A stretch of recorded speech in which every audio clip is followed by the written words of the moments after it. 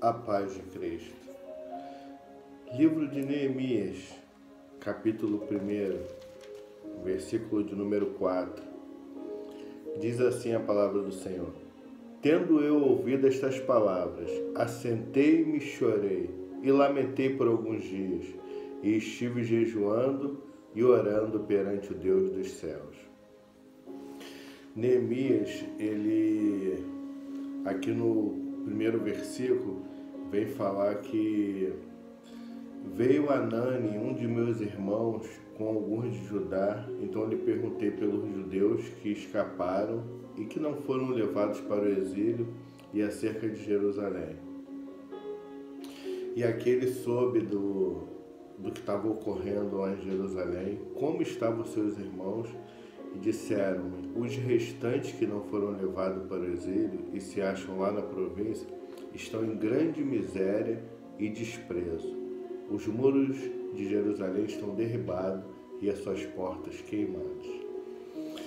Aquela conversa informal que quando chega alguém fala: e como é que tá as coisas lá? Como é que vai as coisas? E aí esse amigo chega e fala: olha, não estão boas as coisas. O povo lá está passando necessidade, está em grande miséria.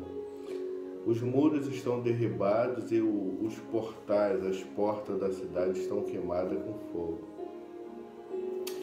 E aí Neemias chora muito, conversa com o Senhor, porque nesses casos, nesses momentos, irmãos, onde estamos passando por grande aflição, luta, dor, a primeira coisa que a gente faz é buscar o Senhor e falar com Ele. E isso que Neemias faz. Ele ora ao Senhor e o busca.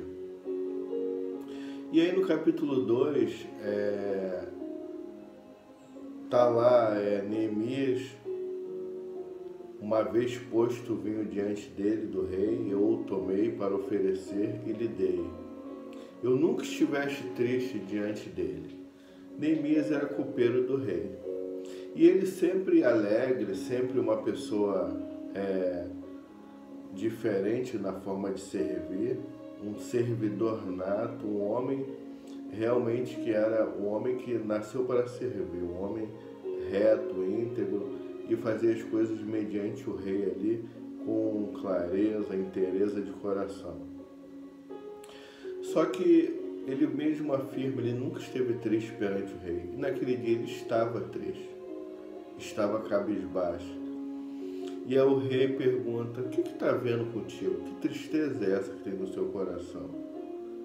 E aí ele fala: como não me estaria triste o rosto se a cidade onde estão os sepulcros de meus pais está assolada e tem as portas consumidas pelo fogo? E no versículo 5 aqui, o rei conversa com ele: o que você acha que eu devo fazer por você? E aí ele fala assim: e disse ao rei: se é do agrado do rei, e se o teu servo acha mercê em tua presença, peço-te que me envies eu e a reedifique. O rei fala para ele: o que queres que eu te faça? Assim como Jesus falou para muitas pessoas: o que você quer para tirar essa tristeza do seu olhar? E aí Neemias fala: olha, eu quero reedificar a cidade deles. E aí o rei vai e concede. Aprove o rei enviar-me, marquei certo prazo. Média de 12 anos foi o que durou para reedificar.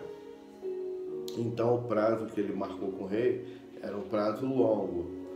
Não é verdade? Era um prazo que, olha, não voltarei agora, voltarei daqui a um tempo. E ele voltou no prazo que ele diz aqui. E aí ele foi até os governadores da além do Eufrates para poder conversar, para mostrar a carta do rei, a qual ele tinha recebido para poder reedificar. Disto ficaram sabendo Sambalate, o Horonita, e Tobias, o servo amonita. E muito lhes desagradou que alguém viesse a procurar o bem dos filhos de Israel. Meu irmão, minha irmã, tem coisas que nos alegram. Assim como Neemias ficou alegre por conta do rei ter dado a liberdade dele ir lá construir. Mas tem situações que pessoas que não ficam alegres com a nossa felicidade, com a nossa alegria. Nem todo mundo vai se alegrar com a sua alegria, com a sua vitória. Às vezes você vai chegar todo animado, falando que, olha, eu recebi essa benção. Nem todo mundo vai falar, olha, que legal, recebeu, que bom. E Sanbalat e Tobias, eles muito desagradou essas palavras que Neemias falou, porque eles não queriam que ninguém viesse a fazer o bem para os filhos de Israel. Se a gente for olhar aqui a história, a gente vai ver que Sanbalat, ele era governador de Samaria, que era o norte de Judá, e Tobias era o governador de Amon, que era o leste de Judá. Então eram duas pessoas que faziam fronteira e que não tinham alegria nisso. E eles perguntam, vocês querem o quê? Se rebelar contra o rei? Porque vocês querem reedificar? Porque lembra que Esdra, implicaram com Esdra, falando que vocês querem se rebelar contra o rei, vocês querem aquela cidade rebelde que era Jerusalém. As pessoas não gostam de ver o crescimento. O crescimento parece que incomoda, é algo meio chato. Cada um tinha suas cidades para tomar conta. Por que eu vou querer me meter na cidade do outro? Cada um tem sua vida para tomar conta. Por que eu vou me meter na vida do outro se eu tenho a minha vida para tomar conta? E aí Neemias começa a animar o povo para edificar os muros. Então ele disse, no 17, capítulo 2, estais vendo a miséria em que estamos, Jerusalém assolada e suas portas queimadas? Vinde, pois, reedifiquemos os muros de Jerusalém e deixemos de ser opróbrio. Meu irmão, minha irmã. Primeiro caso, ele fala da miséria que está vivendo. Primeira coisa que a gente tem que fazer é confessar para Deus, confessar nossa miséria realmente. Não ficarmos vivendo de fantasia. E ele fala, olha, tá vendo essa miséria que está em Jerusalém aí?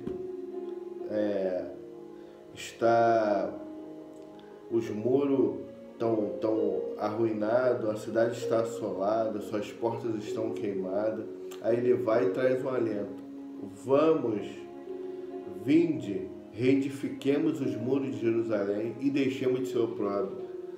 Estamos numa situação ruim, mas vamos nos levantar, vamos reagir. Estamos numa situação ruim, mas vamos sacudir a poeira e vamos partir para cima. Nós não precisamos ficar no opróbrio, nós não precisamos ficar na miséria.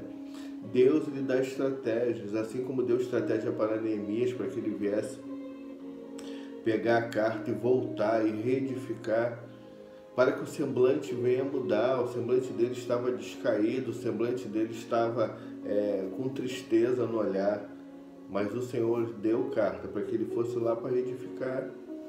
E aí no capítulo 3 fala do nome dos trabalhadores que edificaram os muros. Aqui no primeiro versículo diz, os sacerdotes, seus irmãos, reedificaram a porta das ovelhas, consagraram-na, assentaram-lhe as portas e continuaram a reconstrução. Meu irmão, minha irmã, olha os 4 passos aqui, interessante aqui. Olha, eles reedificaram primeiro a porta, a entrada, edificaram a porta da ovelha. Segunda coisa, consagraram. Após levantar, eles consagraram. É como se fosse um altar. Você faz ali um altar para Deus e fala, olha, esse é o meu cantinho de oração. E depois você consagra ele, vai lá, consagra ele para que a partir dali as bênçãos venham chegar na sua vida. Assentaram as portas e continuaram a construção. Consagrou, se assentou, ou seja, orou, pediu ao Senhor, agora continua a construção, continua a vida. Que ali agora vai ter um diferencial, Deus vai estar contigo. E ali o nome deles, aqui está no capítulo 3, e no 4 vem falar da defesa contra os adversários. O versículo 6 diz assim, assim edificamos o muro e todo o muro se fechou até a metade de sua altura, porque o povo tinha ânimo para trabalhar. ainda que eles, os homens não queriam que construísse. Como eu falei, Sambalate, Tobias e alguns outros não queriam que reconstruísse. Mas o povo estava trabalhando rápido, porque tinha ânimo para trabalhar. Uma das coisas principais para que a gente venha receber êxito é ter ânimo para fazer. Você pode fazer de cabeça baixa, todo triste. Ai, vou fazer. Tá bom, vou fazer. Ou você pode fazer animado, de uma forma diferente, fazer cantando com alegria, jubilante, para as coisas, para as coisas darem certo. E assim eles faziam, e estavam correndo com a obra, estavam fazendo rápido. Mas aí sempre tem aqueles, ouvindo Sambalate e Tobias, versículo 7, capítulo 4, os árabes, os amonitas e os ardoditas, que a reparação dos muros de Jerusalém ia avante e que já se começavam a fechar-lhe as brechas, ficaram sobremodo irados. Conforme vai crescendo as coisas, fechando as brechas, acabando com os problemas, as pessoas ficam iradas.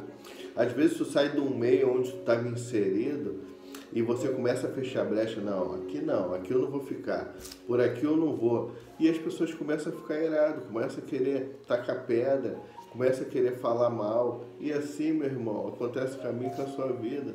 E assim aconteceu com ele ali. Começaram a tacar pedra, falar, não, vocês não podem construir. E a vida era deles, a cidade era deles, mas os outros queriam interferir, queriam se meter. Assim como acontece em algumas pessoas, com algumas pessoas, em algumas vidas.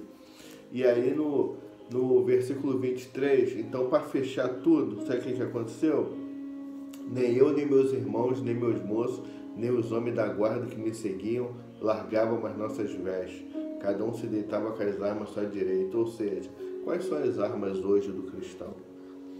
Oração, louvor, jejum. É isso aí, meu irmão, minha irmã. Para que o inimigo não venha atacar, você não venha dar brecha, deixar a brecha aberta ali para o inimigo atacar, você tem que fazer isso. Você não pode largar suas vestes. Você tem que estar ali, firme, tinindo, para que o Senhor venha estar te guardando, te livrando. A gente tem que fazer a nossa parte, meus irmãos, para que o Senhor venha fazer a parte dele. Amém? Que Deus nos abençoe, em nome de Jesus.